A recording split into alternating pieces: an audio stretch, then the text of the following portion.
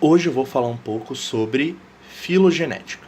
Então, antes da gente falar sobre a filogenética, é importante entender o que ela é. Então é interessante saber o que a palavra filogenética significa. Filo vem do grego e significa amigo ou proximidade.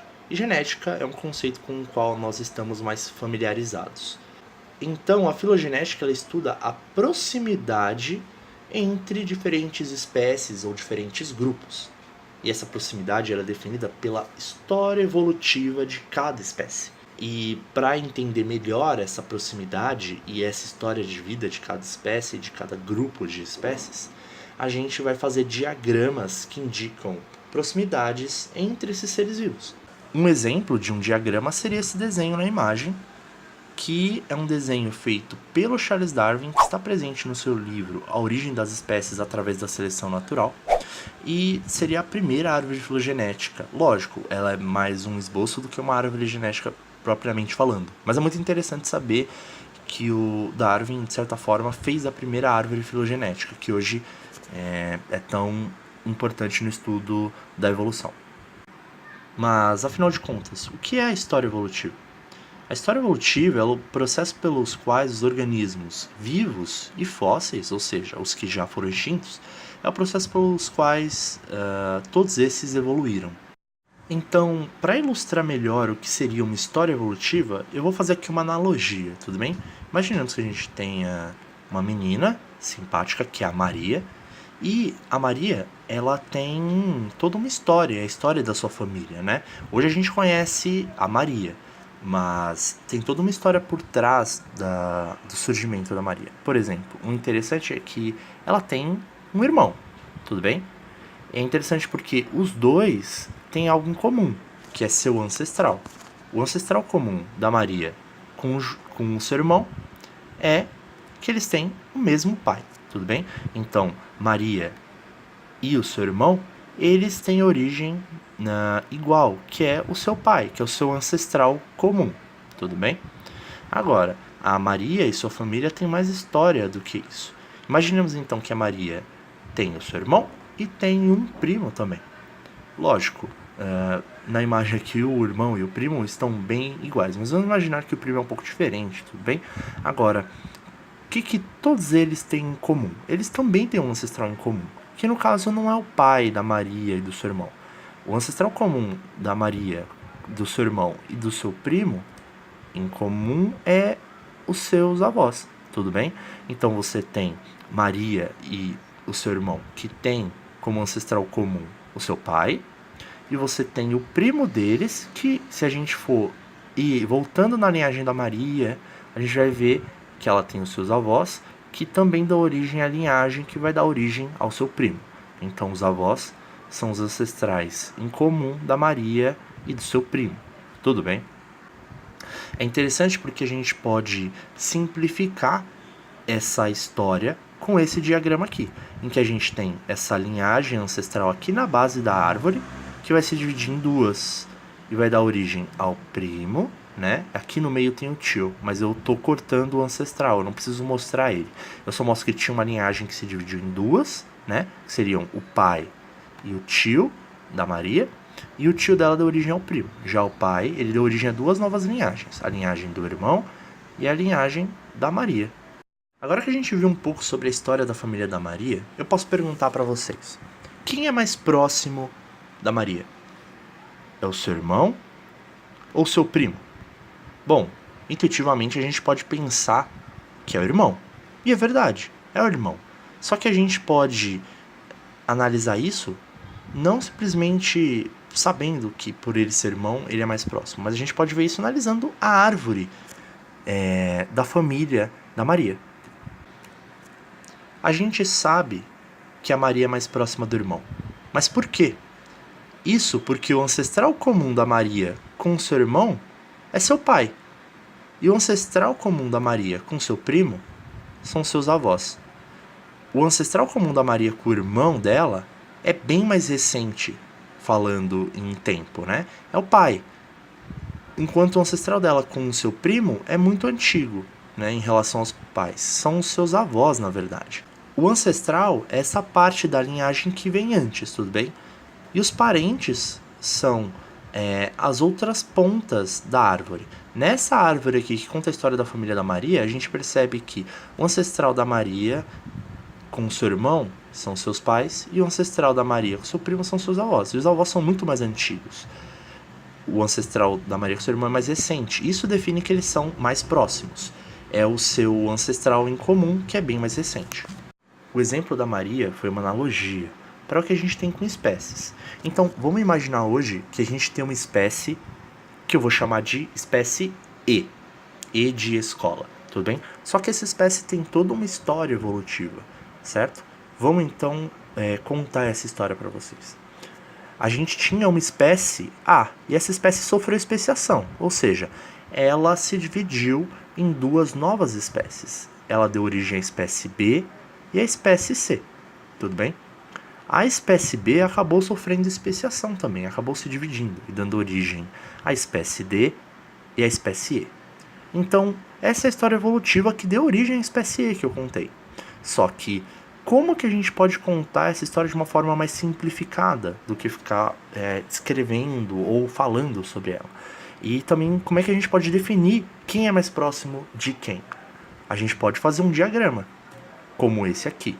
No início, a gente tinha a espécie A, que se dividiu em espécie B e em espécie C, como eu já contei para vocês. E, seguindo na história, a gente vê que a espécie C, né, continuou ao longo do tempo, ela não sofreu especiação, mas a espécie B sim sofreu especiação, ela se dividiu em outras duas, de origem à espécie E e a espécie D. Tudo bem? Da mesma forma que a gente pode se perguntar quem é mais próximo de Maria, se era seu irmão ou seu primo, a gente pode se perguntar quem é mais próximo da espécie E, se é a espécie D ou se é a espécie C.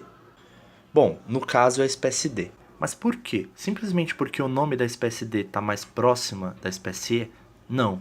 Isso é definido pelo ancestral comum.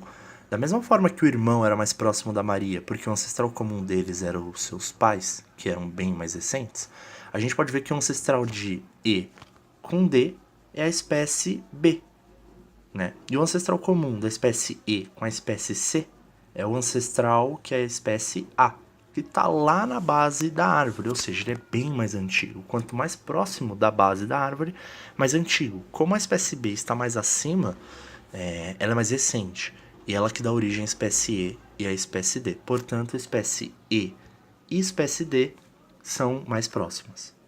É importante notar que as árvores normalmente vão se apresentar dessa forma, apenas com as linhagens. Elas não vão ter o nome dos ancestrais demonstrados aqui. Podem ter essas árvores mais simples ou podem ter árvores mais completas.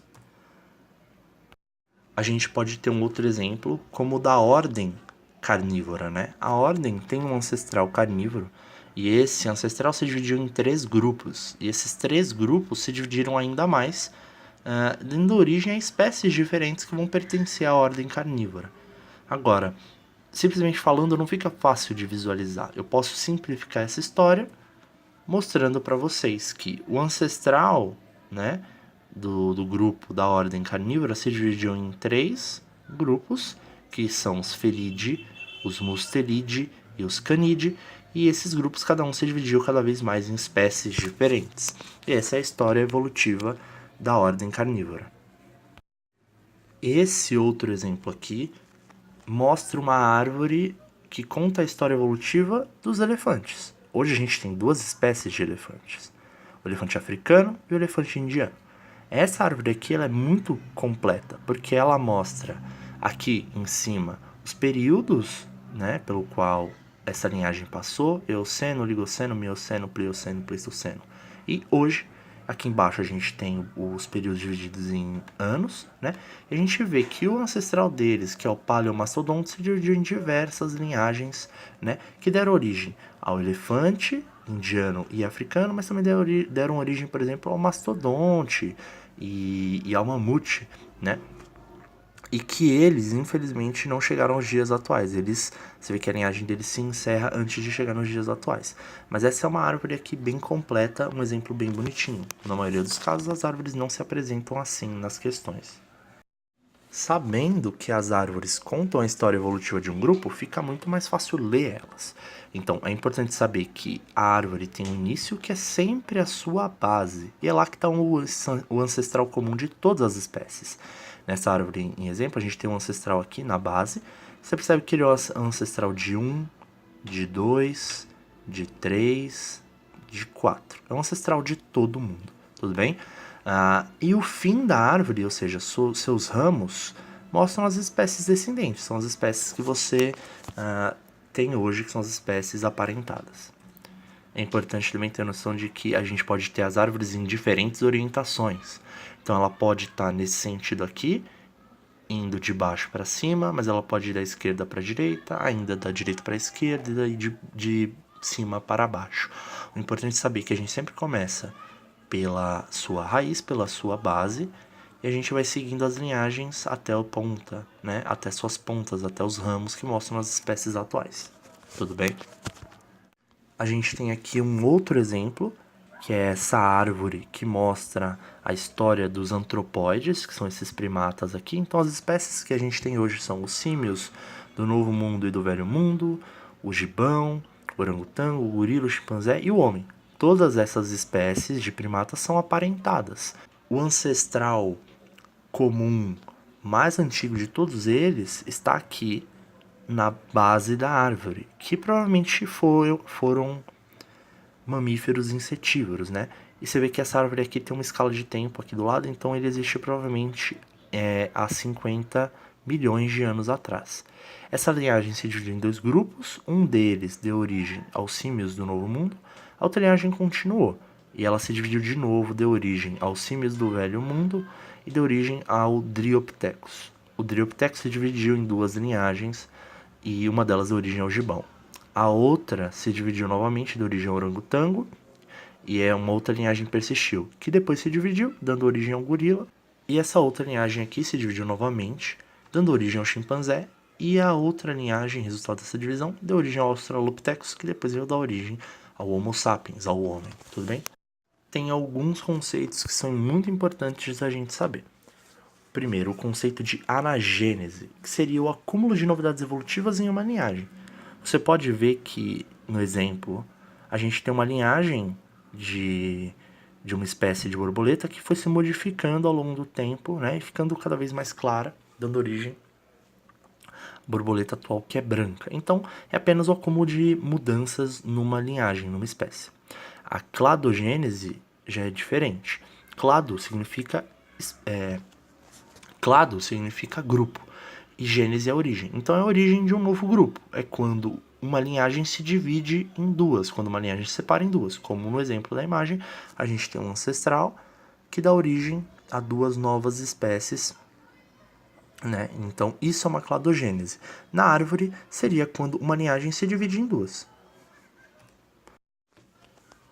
Outro conceito muito importante saber é o conceito de tipo de agrupamento que a gente pode encontrar numa árvore. Várias linhagens podem formar um agrupamento. O agrupamento ele pode ser monofilético. Mono significa um. Então, um agrupamento monofilético é um agrupamento que reúne ramos que possuem um único ancestral comum e exclusivo deles. Então, se eu resolver formar um grupo com o ramo B, com o ramo C, com o ramo D e com o ramo E, eu vou ver que o ancestral comum deles está aqui, ó. Está aqui dentro desse quadrado vermelho. E se eu for analisar, esse ramo aqui não dá origem a nenhum outro agrupamento além de B, C, D e E. Então, ele é um agrupamento que tem um ancestral comum e ele é exclusivo. Ou seja, o agrupamento monofilético é um grupo que reúne todos os descendentes de um único ancestral. Já o agrupamento parafilético é o contrário. Ele é um agrupamento que não reúne todos os descendentes de um ancestral comum. Ou seja, exclui um descendente. Então não possui um ancestral em comum exclusivo. Ele vai possuir um ancestral que não é exclusivo. Se a gente resolver formar um grupo por B, C e D, você vai perceber que o ancestral dele está bem aqui, né? Mas esse ancestral aqui, ele dá origem a B, dá origem a C, dá origem a D, mas também dá origem a E. que por algum motivo está excluído desse agrupamento. Então, esse agrupamento aqui é parafilético. Um exemplo de grupo parafilético é répteis. Você deve pensar, por que a gente iria excluir um descendente? Por exemplo, quando eu falo para você de um réptil, você vai pensar numa tartaruga, num lagarto, numa cobra, em crocodilos, mas você nunca vai pensar numa ave. Porém, as aves têm como ancestrais os dinossauros.